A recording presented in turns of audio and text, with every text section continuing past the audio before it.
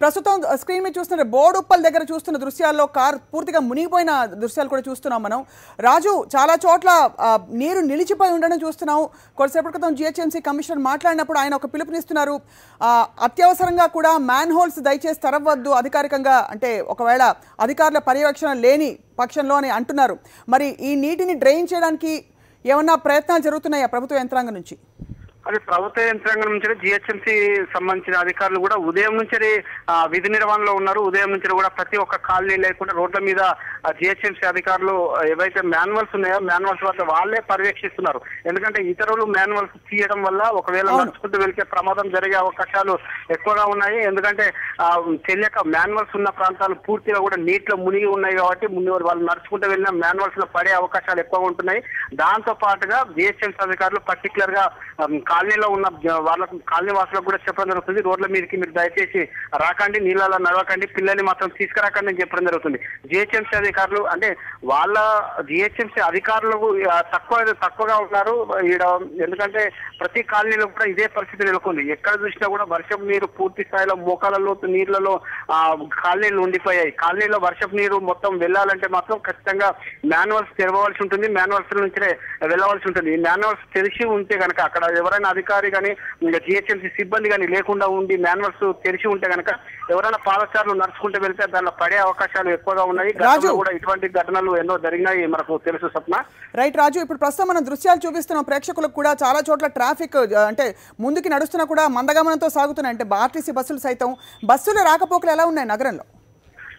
అంటే సప్న చాలా మంది కూడా ఇళ్లకే పరిమితం అయ్యారు. ఉదయం నుంచి కంటిన్యూగా కొడుతున్న వర్షానికి ఇంట్లకే పరిమితమైనారు. చాలా మంది తప్పని పరిస్థితుల్లో కొందరు స్కూల్కి వెళ్ళడం జరిగింది. స్కూళ్లలో కూడా దరిదాపున కూడా హాలిడే ప్రకటించినట్టుగా తెలుస్తుంది. కొద్దిసేపటి క్రితం చాలా మంది పేరెంట్స్ కు కూడా ఈ మెసేజ్లు పంపడం జరిగింది స్కూల్ నుంచి.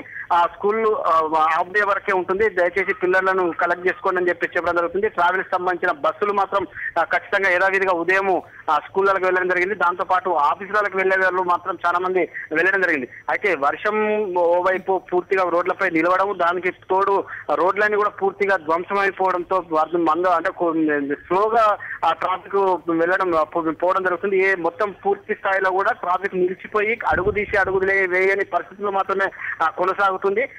ద్విచక్ర వాహనాలతో పాటుగా కార్లు ఇతర వాహనాలు కూడా దరిదాపులో కూడా మందపూడిగా అంటే స్లోగా ట్రాఫిక్ వెళ్ళడం జరుగుతుంది. ట్రాఫిక్ ఇప్పుడు వెల్ఫెంట బ్రిడ్జ్ ఇక్కడ చూసుకుంటే మాత్రం అసలు ట్రాఫిక్ పోలేని పరిస్థితి ఉంది. ఎందుకంటే అక్కడ పూర్తి స్థాయిలో నీళ్లే మోకాళ్ళ లోతుకున్నది కాబట్టి వాహనదారులు కానీ లేకుంటే కార్లు కానీ వెళ్ళడానికి కూడా కొంచెం జంకుతున్నారు. ఎందుకంటే ఇంజన్లో నీళ్లు పోయే అవకాశాలు కూడా ఎక్కువగా ఉన్నాయి. ఇటువంటి పరిస్థితి అన్ని చోట్ల కూడా ఇదే పరిస్థితి కొనసాగుతుంది స్వప్న.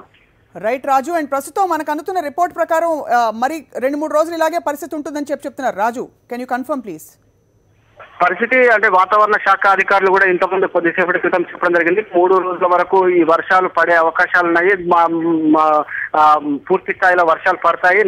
నగరంతో పాటుగా ఆ తెలంగాణ రాష్ట్రాల్లో కూడా ఇటువంటి పరిస్థితి నెలకొనే అవకాశం ఉందంటున్నారు. ఏపీతో పాటు తెలంగాణలో కూడా 3 రోజుల పాటు వర్షాలు కురిసే అవకాశం ఉంది అంటారు. నగరంలో మాత్రం పూర్తి స్థాయిలో 3 రోజుల వరకు ఈ మబ్బులు ఉంటాయని చెప్తున్నారు. తుఫాన్ లాగా వర్షం పడుతూనే ఉంటుందని చెప్తున్నారు. అయితే ఈ వర్షం పడే సమయము అంటే కంటిన్యూగా భారీ వర్షం కురిస్తే కనుక వర్షపు నీళ్లు వెళ్ళడానికి ఇబ్బందిగా ఉంటుంది. ఇదే నెమ్మదిగా తక్కువగా వర్షం కొడితే మాత్రం యథావిధిగా ఈ వర్షపు నీరును క్లియర్ చేయాలని చెప్పేసి ఆలోచనలో అధికారులు ఉన్నారు. దానిలో భాగంగానే చర్యలు కూడా చేపట్టడం జరుగుతుంది. మాన్యువల్స్ ఏవైతే ఉన్నాయో మాన్యువల్స్ తెరవడం వల్ల ఈ వర్షపు నీరు వెళ్ళడం జరుగుతుంది. ఇట్లా స్లోగా వర్షం కొడితే కనుక ఎటువంటి సమస్య రాదు. కాకపోతే భారీ వర్షాలు కంటిన్యూగా గంటల తరబడి మనకు కొడితే మాత్రం చాలా ఇబ్బంది ఉంటుందని చెప్పడం జరుగుతుంది. మరోవైపు జిహెచ్ఎంసీ అధికారులు కూడా ఈ పురాతనకు సంబంధించిన ఇండ్లు ఏవైతే ఉన్నాయో ఆ ఇళ్లలో ఉన్న వారిని కాల్ చేయించే పనిలో పడ్డారు. సికింద్రాబాద్ లో ఏసీపీ జిహెచ్ఎంసీ ఏపీసీపీ కానీ ఇతర అధికారులు కానీ ఆ పురాతన కట్టడాలకు పురాతన ఇండ్లు ఏవైతే ఉన్నాయో వాటి పర్యవేక్షణ పడ్డారు. ఎందుకంటే గత 15 రోజుల క్రితం కురిసిన వర్షంలో సికింద్రాబాద్ 2 చోట్ల కూడా పురాతన భవనాలు ఈ వర్షం దాటికి కూలిపోవడం జరిగింది. దానిలో సుమారుగా 3 వ్యక్తులు మృత్యువాత పడ్డారు. దీన్ని దృష్టిలో పెట్టుకొని ముందస్తుగా చర్యలు చేపడుతున్నారు స్వప్న. రైట్ రాజు, చాలా దురదృష్టకర సంఘటన. కొద్దిసేపు క్రితం ఒక గోడ కూలి చిన్నారి మృతి చెందినట్టు కూడా తెలుస్తోంది. మా రాజేంద్ర నగర్ ప్రతినిధి బాలు కాసేపట్లో అందుబాటులోకి రాబోతున్నారు అక్కడ సమాచారం అందించడానికి. మొత్తం మీద చూస్తే ప్రస్తుతం జిహెచ్ఎంసీ కమిషనర్ మరీ అధికారులు పిలుపునిస్తున్నారు. ప్రస్తుతం ఎక్కడా కూడా దయచేసి అనధికారికంగా మ్యాన్ హోల్స్ తెరిచి నీటిని పంపే పని మాత్రం చేయకండి దయచేసి. ఎందుకంటే వర్షపు నీటి కింద మ్యాన్ హోల్స్ ఉండిపోతే ఒక్కోసారి తెరిచిపెట్టడం వల్ల కనిపించకుండా ఒకళ్ళో ఇద్దరు పడిపోతున్న సంఘటన ప్రతిసారి వర్షం కురిసినప్పుడు మనం చూస్తున్నాం. దాని గురించి తీవ్రంగా దిగ్భ్రాంతి చెందుతున్నాం, ఆందోళన పడుతున్నాం. కనుక దయచేసి మ్యాన్ హోల్స్ మాత్రం అనధికారికంగా తెరవవద్దు, అది నేరం కిందకు వస్తుందని చెప్పి కూడా జిహెచ్ఎంసీ కమిషనర్ చెప్పారు.